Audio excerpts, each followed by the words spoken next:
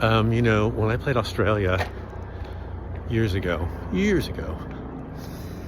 about 20 years ago, I was asked to do a live comedy set on a TV show there. My hair, good lesbian. Anyway, I was asked to do sort of open the Melbourne Comedy Festival on a live TV performance there called Rove, and to do my comedy set. And I just done a show in Edinburgh where I talked about the Holocaust and stuff. It went pretty well. And I said, upon arrival, they told me this when they picked me up at the airport. I said, "Are you sure you want me to do the opening night of the festival on TV on the comedy set? I mean, it's live." They said, "No, you'll be fine.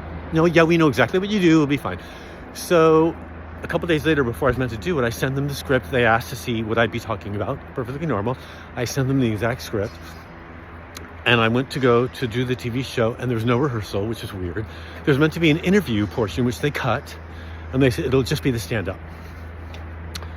I was on with a bunch of Australian celebrities, that guy from those kangaroo movies or whatever they are, and quite right-wing. Anyway, it was fine, and I did the set, followed the script, pretty much.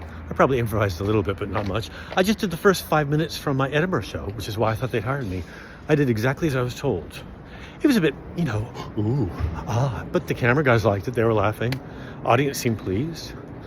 Rove responded with a bit of worry, but I thought it was all comedic.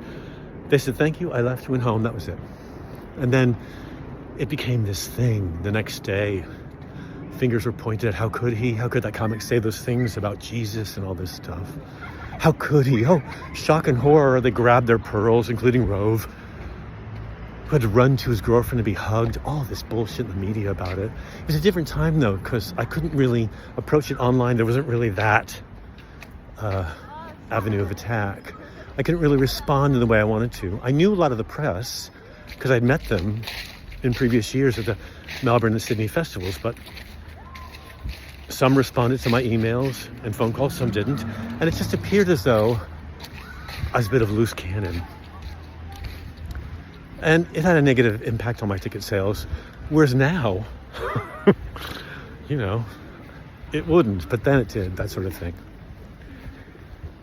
I'd since had it replayed to me by comedians from Australia who said, "We thought you didn't come back after that incident because you got too famous from it." No, I think the opposite might be true. But anyway, let the comic off the hook. He showed up on Sunday. He did a set. Stop blaming him for doing what he was told and hired to do. We're just gypsies. We go where the work is. So just leave it. Oh, you can be offended, and the Republicans can clench their guns and pretend they didn't know what was going to happen, but they knew what was going to happen. Everybody knew. Admittedly, after my spot on Rove, the producer got fired. A few heads rolled, but that's not my fault. I just, talked about how incredibly hot Jesus can be. Whatever. At the time, it was shocking, I guess. Now, everybody knows that. But I do get anxious when they blame the artist. Heads will roll just because he did what he was asked to do. Leave it. Don't go see a show. Change the channel. Vote for who you like. Free speech has survived another day, thank goddess. Bye.